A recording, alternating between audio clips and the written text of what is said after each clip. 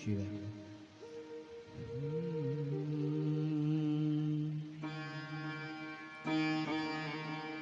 गुरुर्ब्रह्मा गुरुर्विष्णु गुरुर्देवो महेश्वरा गुरुर्साक्षात् परब्रह्म तस्मै श्री गुरुवे नमः। अखण्डमण्डलाकारं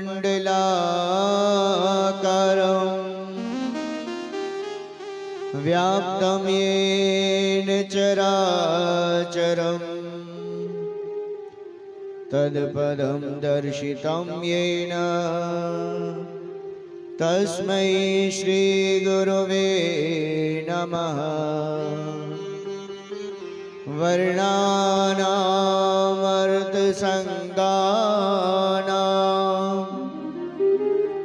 रसानां छन्दसामपि मङ्गलानां च कर्तारो वन्दे वाणिविनायको सर्वमङ्गलमाङ्गल्ये शिवे सर्वार्थसाधिके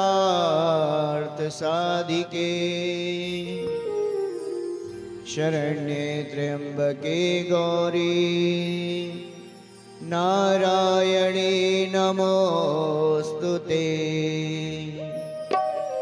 मनोजवं मारुततुल्यवेगं जितेन्द्रियं बुद्धिमतां वरिष्ठं वातात्मजं वानरयोत्तमोख्यं श्रीरामदूतं शरणं प्रपद्ये। वृंदावन के धाम को मरम न जाने को, यहाँ डाल डाल और पात पे श्री राधे राधे हो। राधे तो बड़ भागनी और कौन तपस्या कीनी, तीन लोक तारण तरण सो तेरे आधीन। छवि ललित कमला कोटि सम नवनील अंबर धारिणी, शशि बदन कुंज विलोचनी, शिर चंद्रिका मृदुहासिनी। आनंद धन गोविंद मन मंदिर अनंत निवासिनी। घन श्याम धन हित चातकी, घन श्याम धन हित मोहनी।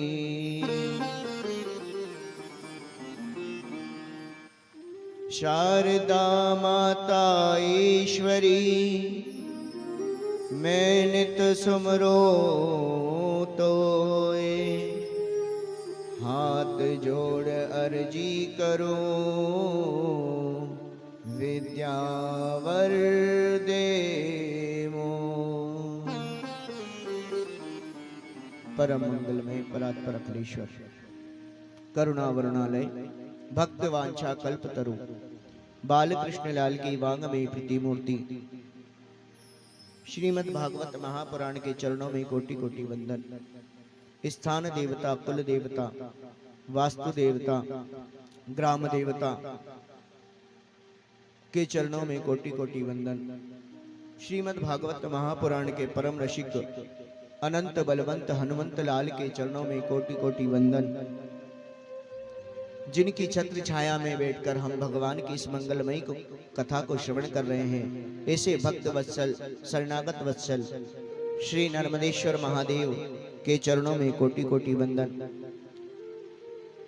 मेरे परम आराध्य, मेरे जीवन के आधार, जिनकी कृपा से मुझे यह अवसर प्राप्त हुआ कि आज मैं आप सभी को भगवान की मंगलमयी कथा श्रवण करा रहा हूँ, ऐसे भक्त वत्सल मेरे पूज्य गुरुदेव के चरणों में कोटि कोटि वंदन। माँ राज राजेश्वरी पराम्बा भगवती पीताम्बरा के चरणों में कोटि कोटि वंदन। माता अनसुईया और सती के पद चिन्हों पर चलने वाली आप सभी माताएं, आपके हृदय में विराजमान उस पार ब्रह्म परमात्मा के चरणों में कोटि कोटि वंदन। आप सभी बाहर से पधारे सदपुरुष जन, आपके हृदय में विराजमान उस पार ब्रह्म परमात्मा के चरणों में कोटि कोटि वंदन। संगीत पर साथ दे रहे गंधर्व के समान हमारे संगीत साथीगण, आदरणीय सुनील भैया व उनकी पूरी टीम के चरणों में कोटि कोटि वंदन। मंचस्थ विद्वान जन के चरणों में कोटि कोटि वंदन प्रणाम। संगीत और भगवान की मंगलमय कथा जिस माध्यम से हम श्रवण कर रहे हैं, ऐसे सरदार साउंड के जो संचालक है आदरणीय सरदार भैया और उनके बड़े भ्राता, उनके हृदय में विराजमान उस पार ब्रह्म परमात्मा के चरणों में कोटि कोटि वंदन। आइए महाराज, आज की कथा में प्रवेश करने से पूर्व भगवान के श्री चरणों में हम अपनी अरदास लगाएं, प्रार्थना करेंगे। प्रभु, ये जो हमारा मन है कभी भी आपके भजनों में लगना नहीं चाहता, हम लगाना चाहते पर लगना नहीं चाहता। आइए भगवान का मन में ध्यान करते हुए भगवान के भजन से कथा में प्रारंभ करेंगे।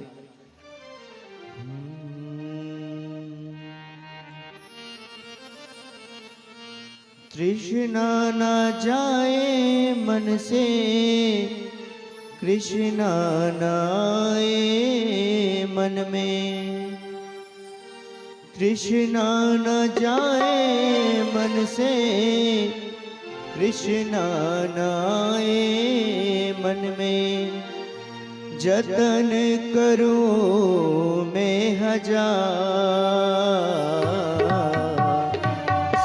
कैसे लगेगी नैया पार मेरे श्याम जू, कैसे लगेगी नैया पार ओ मेरे श्याम जी, कैसे लगेगी नैया पार। कृष्णा न जाए मन से, कृष्णा न आए मन में, ओ कृष्णा न जाए मन से, कृष्णा न आए मन में, कृष्णा न जाए मन से, कृष्णा न आए मन में, कृष्णा न जाए मन से, कृष्णा न आए मन में, जतन करो मैं हजार, कैसे लगेगी नैया पार मेरे श्याम जी, कैसे लगेगी नैया पार। तालियों की सेवा के साथ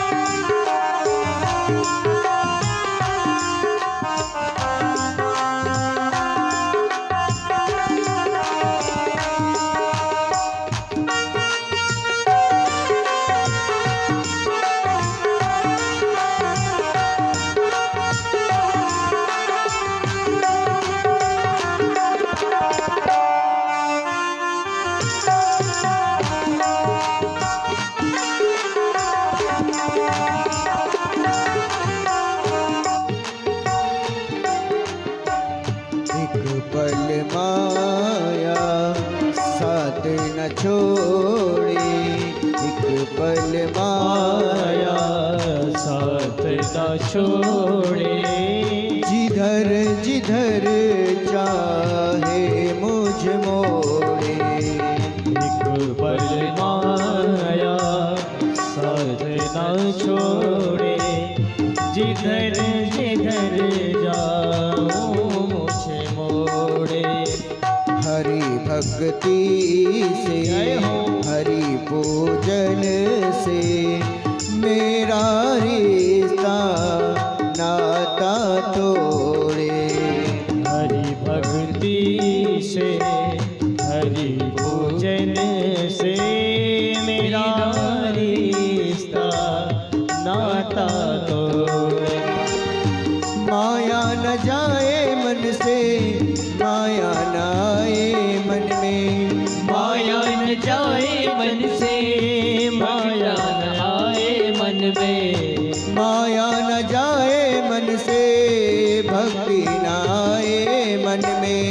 माया न जाए मन से भक्ति न आए मन में। जीवन न जाए बेकार कैसे लगेगी नैया पार मेरे श्याम जी। कैसे लगेगी नैया पार ओ मेरे श्याम जी। कैसे लगेगी नैया पार।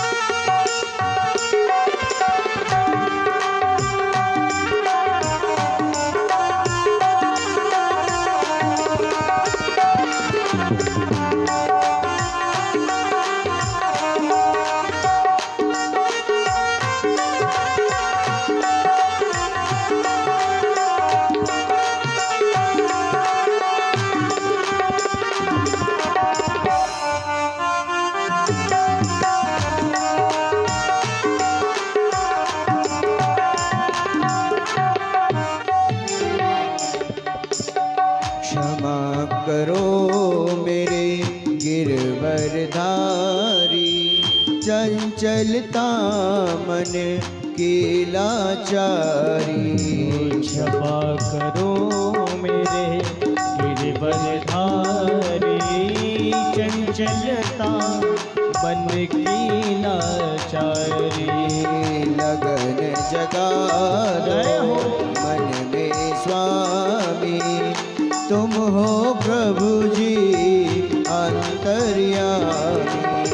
लगन जगा दो मन में स्वामी तुम हो प्रभु जी अंतर्यामी।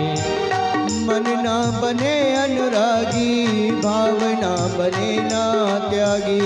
मन न बने अनुरागी भावना बने ना त्यागी। मन ना बने अनुरागी भावना बने ना त्यागी। मन न बने अनुरागी भावना बने ना त्यागी। दया करो करता कैसे लगेगी नैया पार मेरे श्याम जू। कैसे लगेगी नैया पार श्याम जो कैसे लगेगी नैया पार। ओ मेरे श्याम जो कैसे लगेगी नैया पार।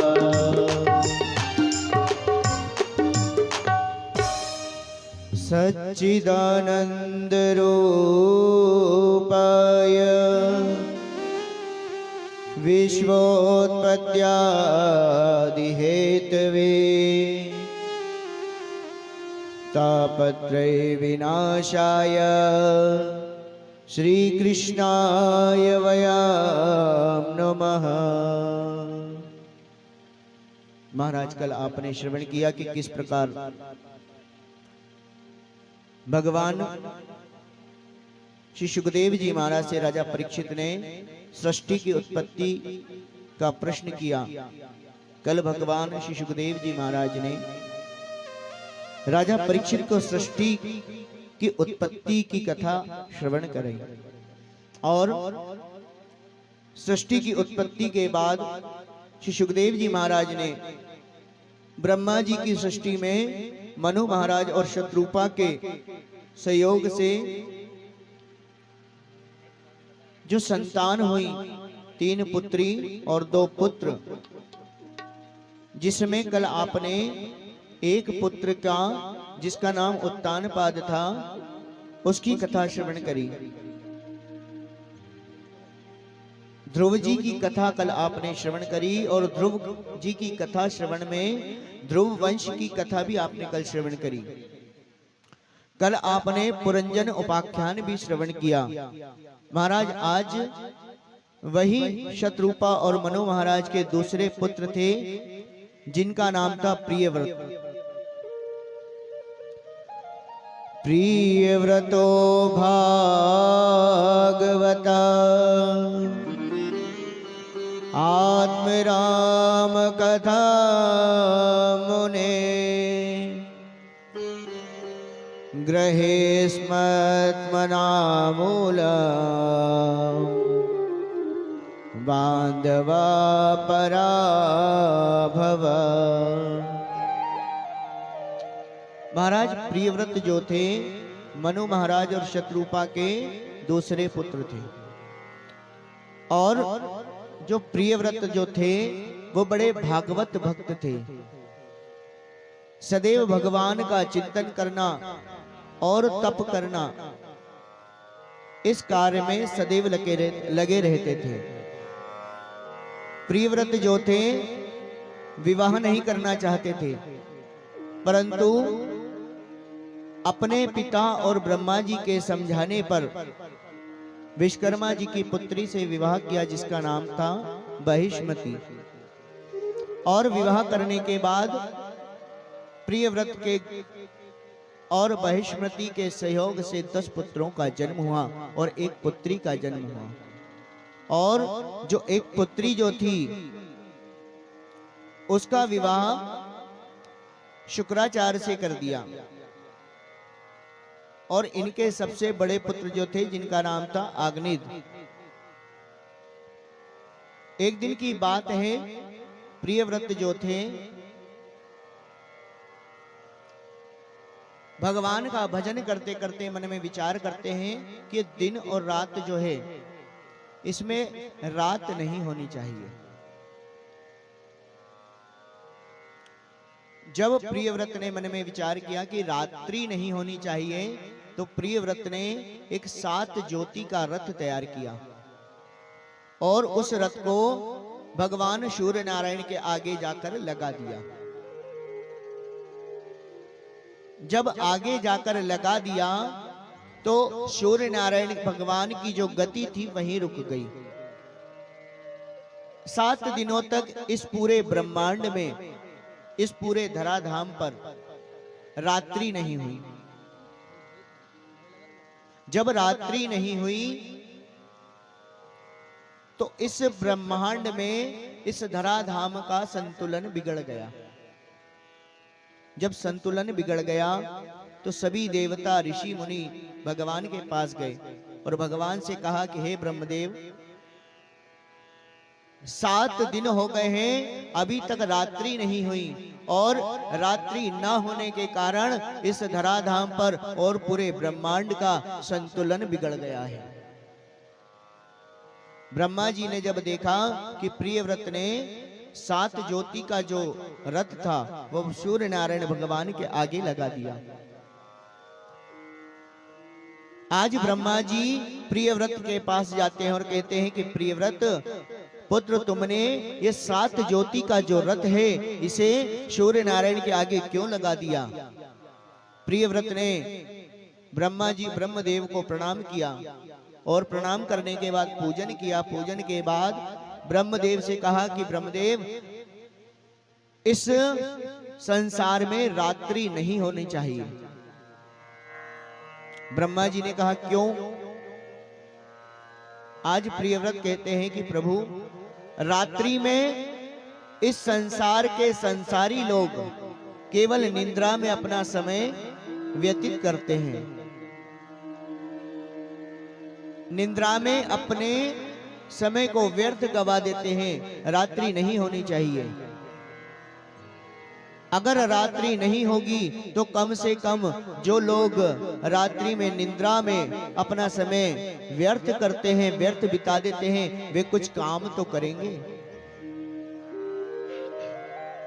आज ब्रह्मा जी ने समझाया कि प्रियव्रत, तुम जो सोच रहे हो वह बहुत गलत सोच रहे हो।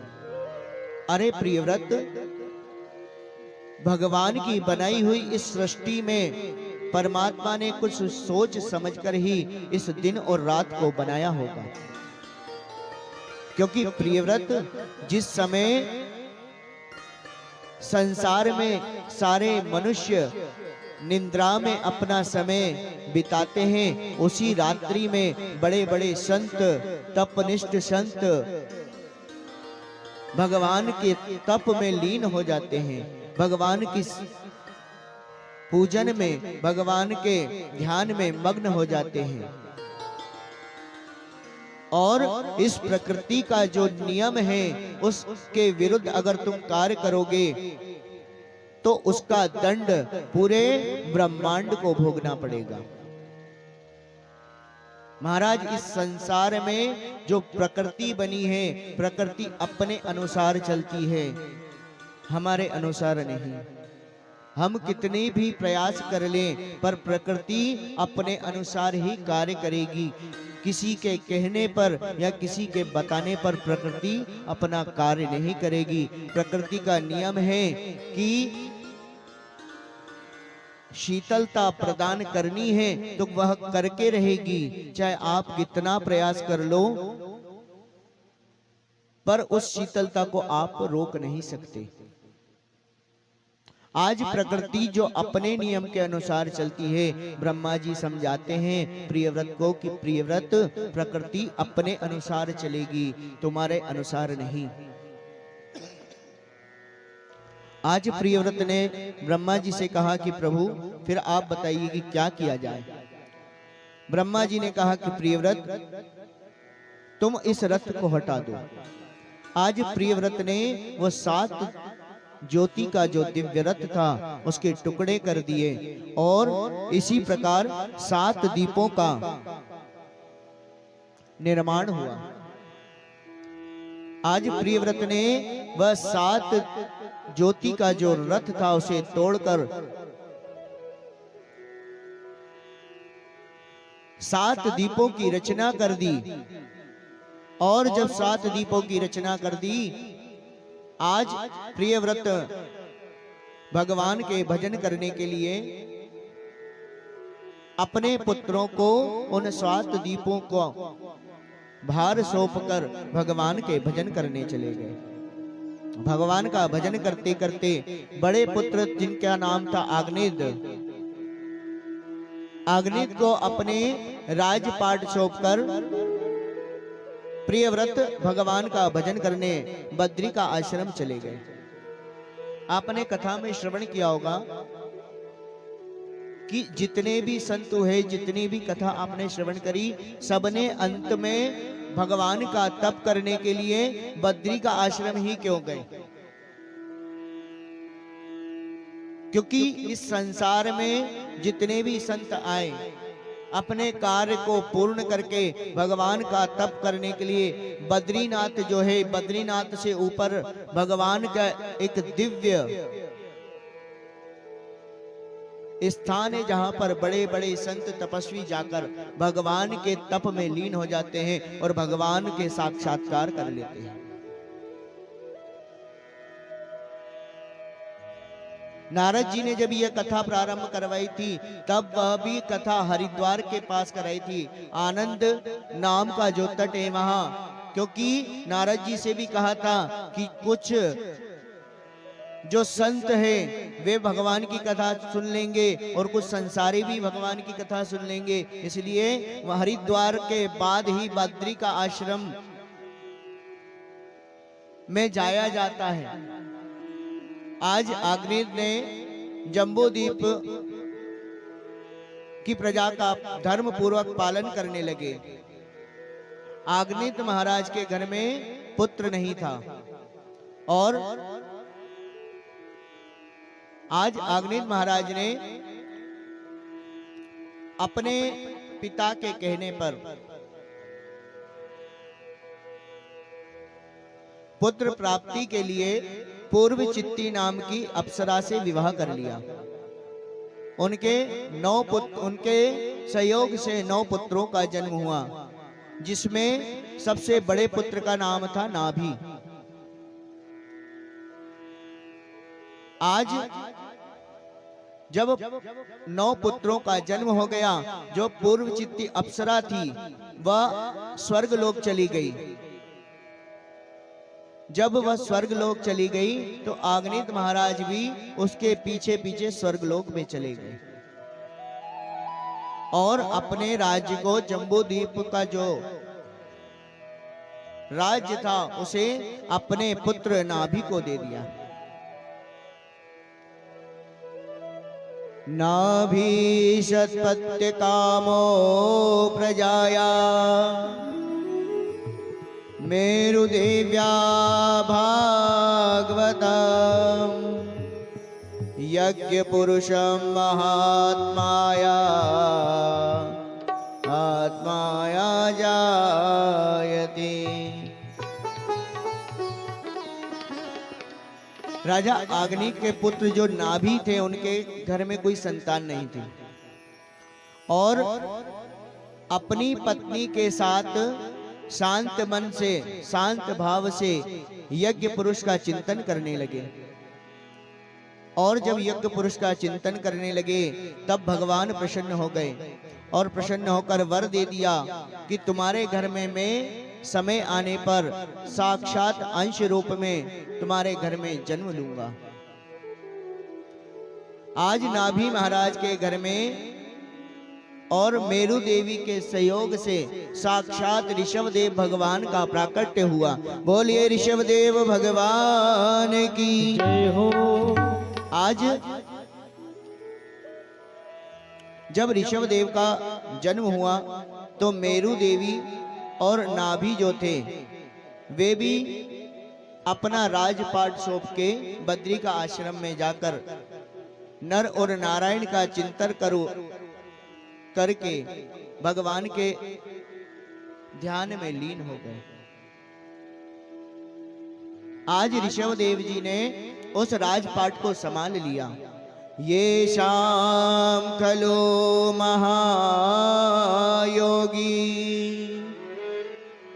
भरतो ज्येष्ठ श्रेष्ठ गुणा आसीदे नंद वर्षा भारतमिति व्यापदी शांति। महाराज ऋषभदेव जी उस राज्य में राज करने लगे। बाल्य अवस्था में गुरुकुल चले गए। गुरुकुल में जाकर विद्या अध्ययन किया और जब विद्या अध्ययन करके वापस लौटे तो अपने गुरु की आज्ञा और ब्रह्मा जी के कहने पर गृहस्थ आश्रम में प्रवेश किया। गृहस्थ आश्रम में जब प्रवेश किया तो ऋषभदेव जी का विवाह इंद्र की पुत्री जयंती से हुआ, जिनसे 100 पुत्रों का जन्म हुआ। 100 पुत्रों में सबसे बड़े पुत्र का नाम था भरत। अब 100 पुत्रों में सबसे बड़े पुत्र जो थे भरत थे, जिसमें 90 पुत्र संत बन गए और तप करने चले गए। 10 पुत्र जो बचे थे, जिसमें सबसे बड़े पुत्र थे भरत, और जो 9 पुत्र थे वे भी भगवान का चिंतन करने के लिए बद्री का आश्रम चले गए। ऋषभदेव जी ने अपने पुत्र भरत को राजपाट सौंप दिया और राजपाट सौंपने के बाद वन में तप करने चले गए। जब वन में तप करने गए तो आज ऋषभ देव जी का तप देखिए, इतना तपनिष्ठ संत हो गए कि 9 निधि अष्ट सिद्धि सारी सिद्धियां उनके चारों तरफ चक्कर लगाने लगी, घूमने लगी और कहने लगी कि ऋषभ देव जी आप हमें स्वीकार कर लें। अष्ट सिद्धि और 9 निधि। ऋषभ देव जी ने उन सबको मना कर दिया।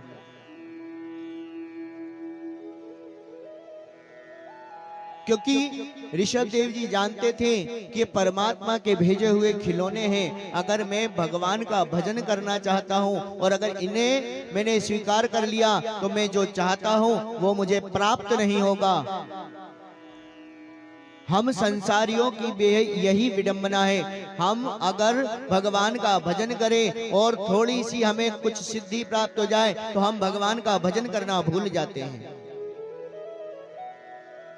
इस संसार में जब एक बालक रोदन करता है तब माँ जान जाती है कि रुदन कर रहा है, और माँ बालक के आगे खिलौने अगर डाल देती है और बालक चुप हो जाता है तो माँ समझ जाती है कि इसे मेरी जरूरत नहीं, इसे इन खिलौनों की जरूरत है। और अगर बालक खिलौने लेने के बाद भी रुदन करे तो माँ समझ जाती है कि इसे इन खिलौनों की नहीं, इसे मेरी जरूरत है। इसी प्रकार परमात्मा का जब हम तप करते हैं या उनका ध्यान लगाते हैं तब परमात्मा ये अष्ट सिद्धि 9 निधि रूपी खिलौने हमारे सामने डाल देते हैं। अगर हम इन्हें स्वीकार कर लेते हैं तो परमात्मा समझ जाते हैं कि इसे मेरी जरूरत नहीं, इसे इन खिलौनों की जरूरत है। इस संसार में अगर हमें परमात्मा को प्राप्त करना है तो हमें उनके दिए हुए खिलौनों को छोड़ना पड़ेगा। इस संसार में लोग केवल उसी में भटक रहे हैं। परमात्मा को प्राप्त करने की इच्छा कोई नहीं रखता, पर परमात्मा के दिए हुए उन खिलौनों को प्राप्त करने की इच्छा अवश्य रखता है। आज ऋषभ देव जी ने मना कर दिया कि मुझे इन खिलौनों की आवश्यकता नहीं है। ऋषभ देव जी जब तप कर रहे थे तो तप करते करते एक समय ऐसा आ गया कि ऋषभ देव जी का जो शरीर था अब कोई कार्य करने में सक्षम नहीं था। ऋषभ देव जी जहां बैठते वहीं मलमूत्र का त्याग कर देते। एक समय ऐसा आ गया कि ऋषभ देव जी ने वस्त्र धारण करना भी बंद कर दिया। जब वस्त्र धारण करना बंद कर दिया तो उनके ही राज्य में एक राजा था जिसका नाम था अरहर। अरहर नाम के राजा ने जब ऋषभ देव जी को देखा तो मन में विचार किया कि देखो कितने बड़े संत हैं, वस्त्र भी धारण नहीं करते, वस्त्रों का त्याग कर दिया। आज उसी अरहर नाम के राजा ने वस्त्रों का त्याग कर दिया और वहीं से जैन धर्म का प्रारंभ हुआ। जैन धर्म कहीं बाहर से नहीं आया, हमारे सनातन धर्म से ही जैन धर्म प्रारंभ हुआ। अरहर नाम के राजा ने जब देखा कि ऋषभ देव जी ने वस्त्र त्याग दिए तो उस अरहर नाम के राजा ने भी अपने वस्त्रों को त्याग दिया और वस्त्र त्याग कर नग्न अपने राज्य में रहने लगा। और अपने राजा को देखकर उस राज्य के सभी लोगों ने भी वस्त्रों का त्याग कर दिया और वहीं से जैन धर्म का प्रारंभ हुआ। महाराज इधर भरत जो थे अपने राज्य में राजपाट संभाल रहे थे। आज भरत जी ने जब देखा कि पिताजी तो तप करने चले गए, आज भरत जी का मन भी उस राजपाट को संभालने में नहीं लगता। अपने पुत्रों को राजपाट सौंप दिया और गंडकी नदी के किनारे आकर एक कुटिया बना ली और कुटिया बनाकर उस कुटिया में भगवान का भजन करने लगे।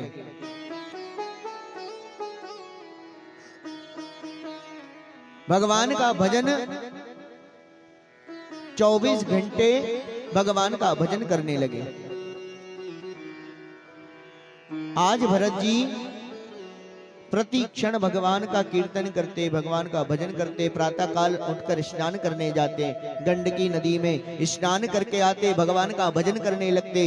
एक दिन की बात है, उस सरोवर गंडकी नदी के पास में एक मादा मृग जो थी गर्भवती, वह जलपान करने गई थी।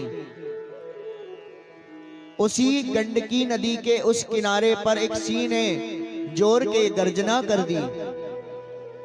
जैसे ही गर्जना करी तो जो मादा मृग थी उसने उस सरोवर में, उस गंडकी नदी में छलांग लगा दी। वहीं गर्भ रह गया और छोटा सा मृग का जो बालक था वह बहते बहते भरत जी के पास आ गया। और जब भरत जी के पास आ गया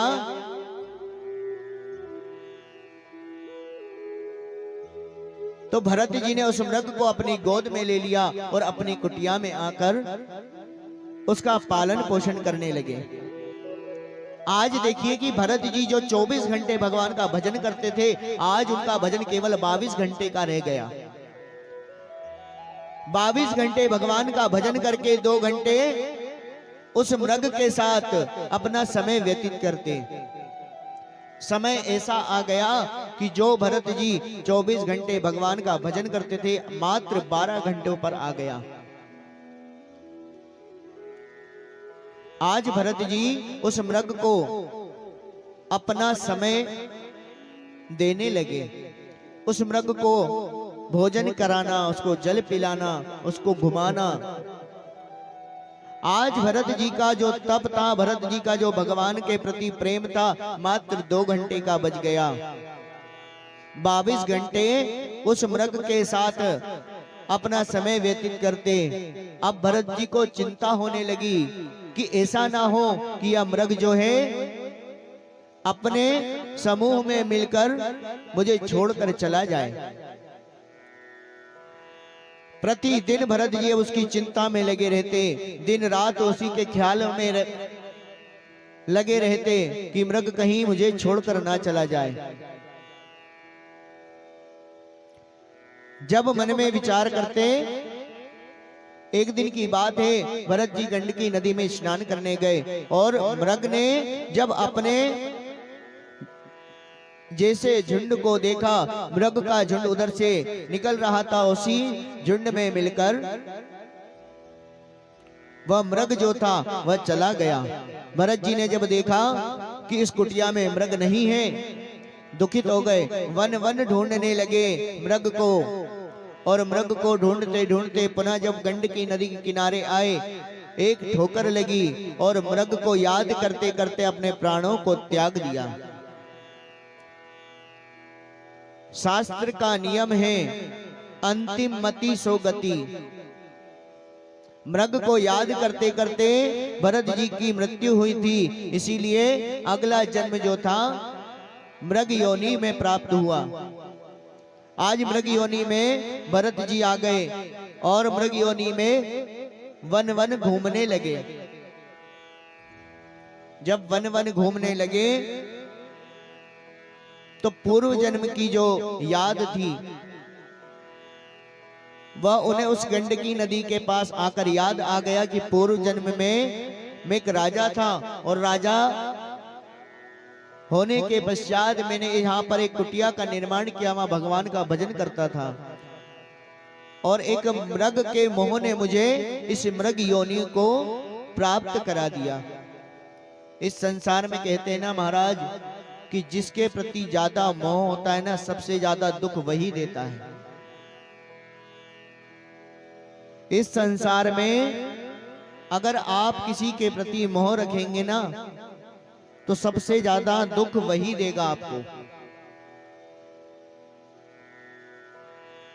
क्योंकि इस संसार में जिसके प्रति आपकी भाव नहीं वह तो आपके बारे में विचार करेगा, पर ज्यादा अगर आपने किसी का मोह किया तो वह आपको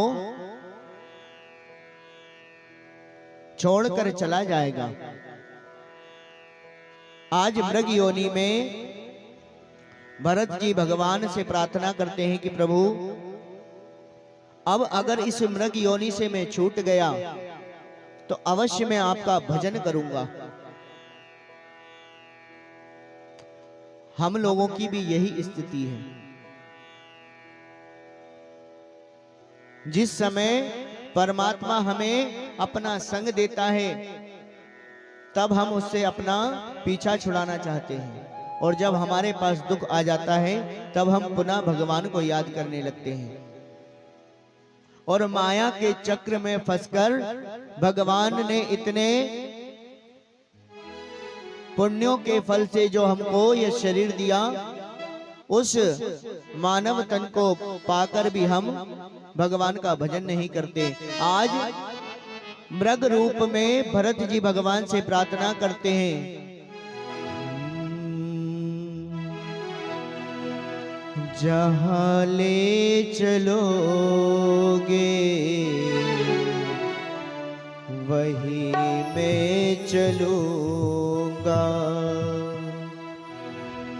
जहां नाथ रख लोगे वहीं मैं रहूंगा, जहां ले चलोगे जय हो वहीं मैं चलूंगा। जहाँ ले चलो तालियों की सेवा के साथ वहीं मैं चलूंगा, जहाँ ले चलोगे वहीं मैं चलूंगा, जहाँ ले चलोगे वहीं मैं चलूंगा, जहाँ नाथ रख लोगे जहाँ नाथ रख लोगे जहाँ नाथ रख लोगे हाथ रख लोगे वहीं मैं रहूंगा, जहाँ ले चलोगे वहीं मैं चलूंगा, जहाँ ले चलोगे वहीं मैं चलूंगा।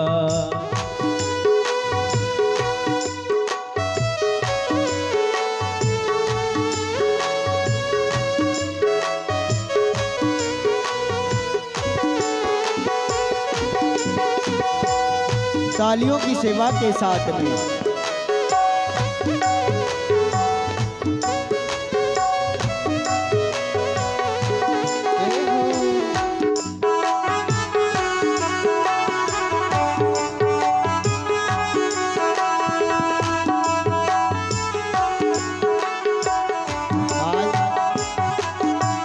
आज भरत जी उस मृग योनि में भगवान से कहते हैं, प्रार्थना करते हैं, ये जीवन समर्पित चरण में तुम्हारे, तुम ही मेरे सर्वस्व, तुम ही मेरे प्यारे।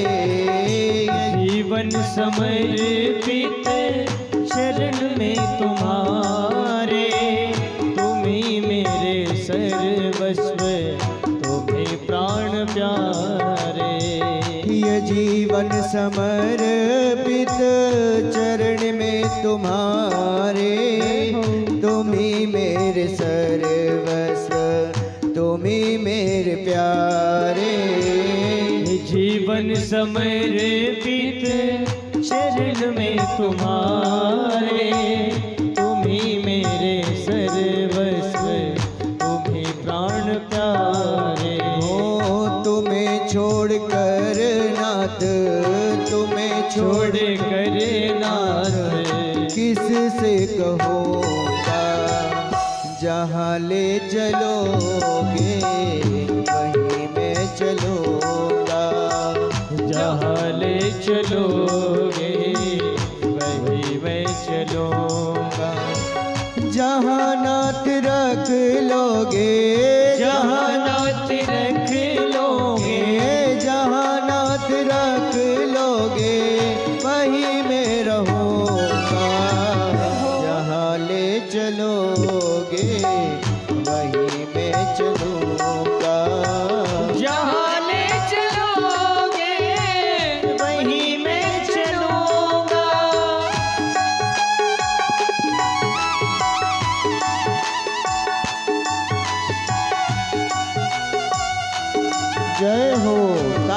सेवा के साथ।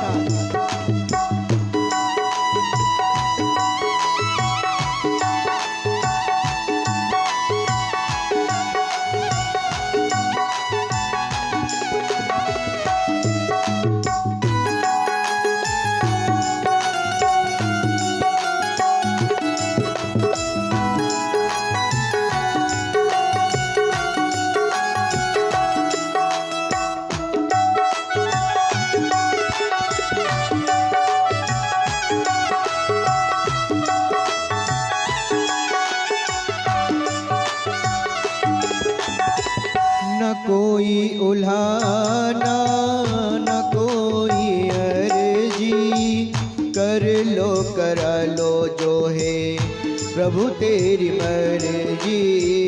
ना कोई उलाना ना कोई अर्जी, कर लो करा लो प्रभु जी जो है तेरी मर्जी।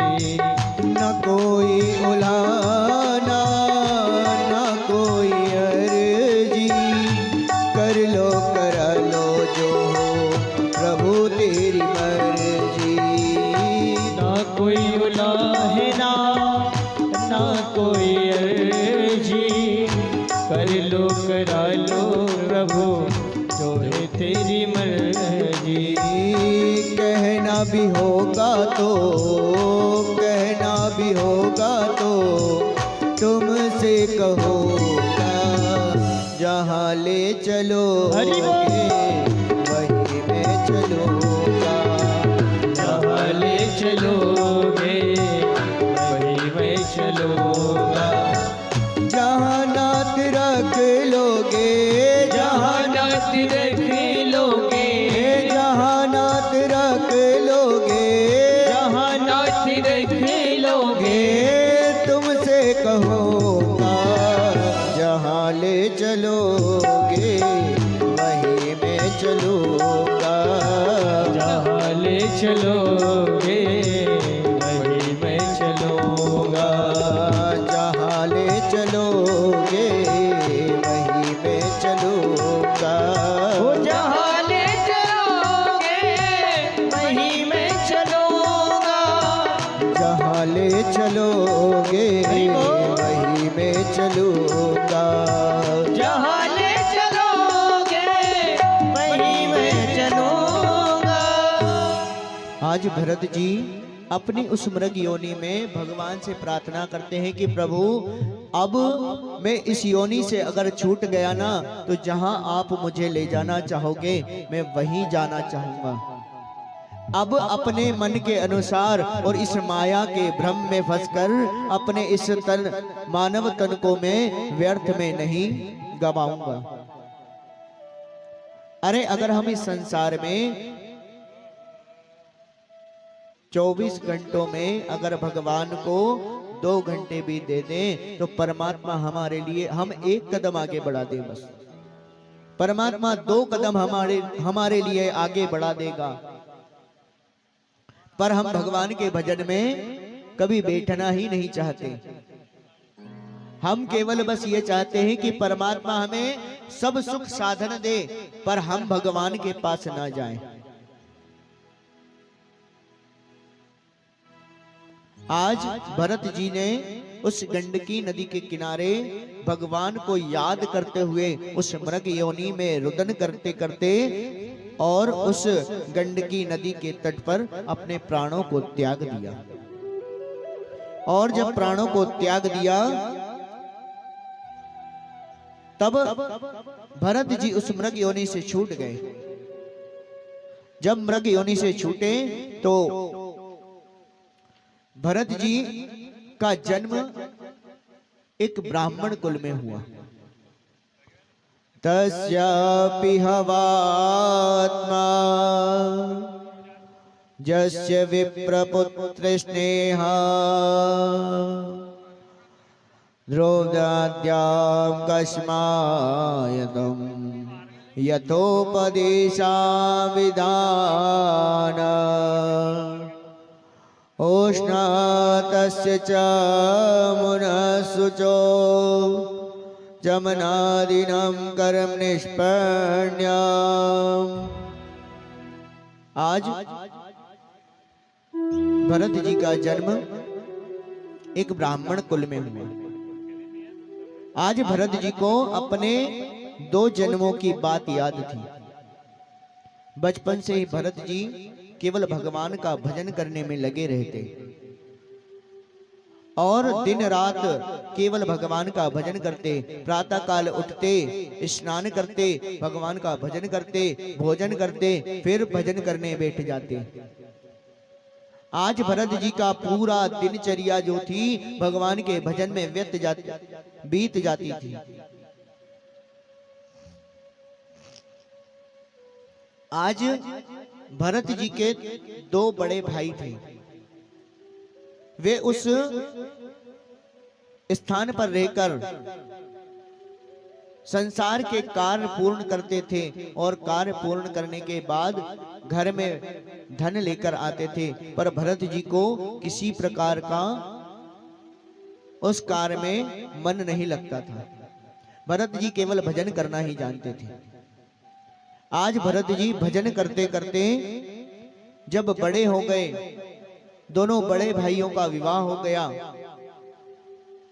आज भरत जी ने मन में विचार किया एक आश्रम में जाकर, क्योंकि घर पर रहते थे तो दोनों बड़े भाई भरत जी को टोकते थे कि क्यों भाई कोई काम नहीं करना, केवल भोजन करना और भजन करना, इसके अलावा कोई दूसरा कार्य नहीं। भरत जी ने मन में विचार किया कि अगर घर में रहूंगा तो ये मेरे जो बड़े भाई हैं मुझे भजन नहीं करने देंगे। आज भरत जी एक आश्रम में चले गए संत के, और संत से कहा कि महाराज मैं आपके आश्रम में रहना चाहता हूं। संत ने कहा ठीक है रहो। पर भरत जी ने कहा कि महाराज मैं आश्रम में कोई कार्य नहीं करूंगा, केवल भगवान का भजन करूंगा और भोजन करूंगा। संत ने कहा कि भाई तुझे भजन करना है भजन कर, भोजन करना है तो भोजन कर। संत की बात मानकर भरत जी उस आश्रम में रह गए। आज भरत जी जब उस आश्रम में रहने लगे तो भरत जी की जो मां थी वे अपने पुत्र के लिए बड़ा विलाप करती थी। आज भरत जी की मां को पता चला कि भरत इस आश्रम में भगवान का भजन कर रहा है। उस आश्रम में जाकर उस संत से कहती है कि महाराज जी मेरा पुत्र इस आश्रम में है। संत कहते हैं कि देवी आपका पुत्र इसी आश्रम में है। आज भरत जी की मां ने कहा कि महाराज अरे ये मेरा छोटा पुत्र है और मैं सबसे ज्यादा प्रेम इससे ही करती हूँ, स्नेह इससे ही करती हूँ, और मैं चाहती हूं कि मेरा पुत्र मेरे साथ रहे। आज भरत जी को बुलाया संत ने। भरत जी ने कहा कि माँ मैं तुम्हारे साथ चलूंगा तो सही, पर घर में मैं कोई कार्य नहीं करूंगा, केवल भगवान का भजन करूंगा। माँ ने कहा बेटा भले ही तू कुछ मत करना पर मेरे सामने तो रहेगा। माताओं का हृदय होता ही ऐसा है। अरे बेटा चाहे कुछ भी ना करे, घर में बैठा रहे, पर माँ एक ही बात कही कि बेटा तू कुछ मत करे पर मेरे निगाहों के सामने, मेरे नेत्रों के सामने रहे। आज भरत जी अपनी माँ के साथ चले जाते हैं। इधर 2 बड़े भाई जो थे उनका विवाह भी हो गया, पर विवाह होने के बाद भरत जी कुछ दिन रहे। आज भरत जी की जो बड़ी भाभियां थी उन्होंने कहा कि क्यों भाई ये जो तुम्हारा छोटा भाई है क्या ये कोई काम नहीं करेगा, क्या ये कोई कार्य नहीं करेगा? अरे ये सुबह उठता है, स्नान करता है, पूजन पे बैठ जाता है, 10 बजे 11 बजे भोजन कर लेता है, फिर सो जाता है, फिर भजन करने बैठ जाता है। अरे कोई कार्य तो ये करता ही नहीं। भाइयों ने कहा भरत जी से क्यों भाई कोई कार्य नहीं करना? भरत जी ने कहा मैंने माँ से वादा करके आया था कि मैं घर तभी चलूंगा जब मैं केवल भजन करूंगा और भोजन करूंगा। आज बड़े भाई कहते हैं कि इसे समझाने से कोई मतलब नहीं। आज भरत जी भगवान का भजन कर रहे हैं। एक दिन भाभी भरत जी की जो भाभी थी उनने कहा कि क्यों भैया कोई कार्य नहीं करना। आज बड़ी क्रोधित हो गई और अपने स्वामी से कहती हैं कि ये जो तुम्हारा छोटा भाई है ना, ये कोई काम का तो है नहीं, तो इसे एक काम करो, खेत में कुटिया बना दो और उस कुटिया में इसे रख दो, तो हमारे खेत की सुरक्षा भी होगी, हमारी फसलों को पशु पक्षी भी नहीं खराब करेंगे और इसका भजन भी होता रहेगा। आज भाइयों ने कुटिया बनाकर भरत जी से कहा कि भरत तुम एक काम करो, तुम्हें भजन करना है ना और एकांत में भजन करना है, तो इस खेत में बैठकर हमारे खेत की देखरेख भी करना और भगवान का भजन भी करना।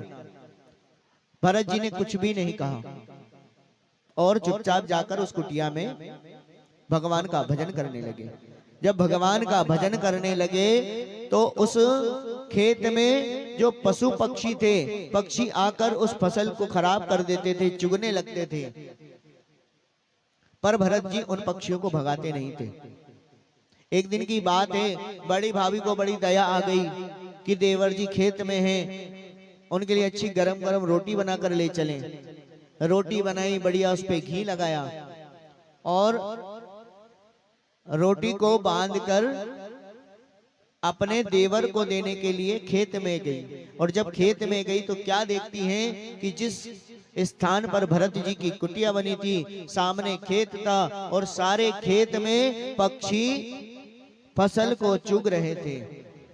आज भाभी को तो गुस्सा आ गया, रोटी को वहीं फेंक दिया और घर आकर अपने पति से कहती है कि तुम्हारा जो भाई है ना, ये किसी काम का नहीं।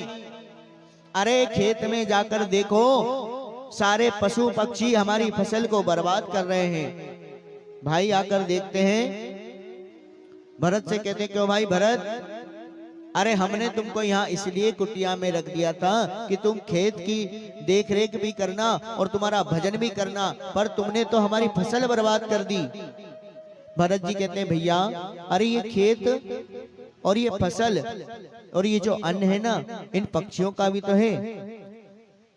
आज भरत जी कहते हैं राम जी की चिड़िया, राम जी को खेत, खाओ चिड़िया भर भर पेट। राम जी की चिड़िया, राम जी को खेत, खाओ चिड़िया भर भर पेट। राम जी की चिड़िया, राम जी को खेत, खाओ चिड़िया भर भर पेट। राम जी की चिड़िया, राम जी को खेत, राम जी की चिड़िया, राम जी को खेत, खाओ चिड़िया भर भर पेट। खाओ चिड़िया भर भर पेट, खाओ चिड़िया भर भर पेट।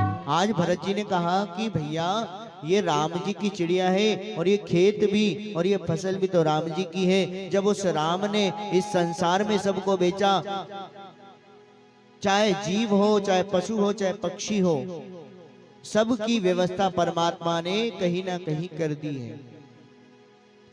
कहते हैं ना कि जीव प्रातः काल भूखा उठ सकता है, पर भूखा कभी सोता नहीं।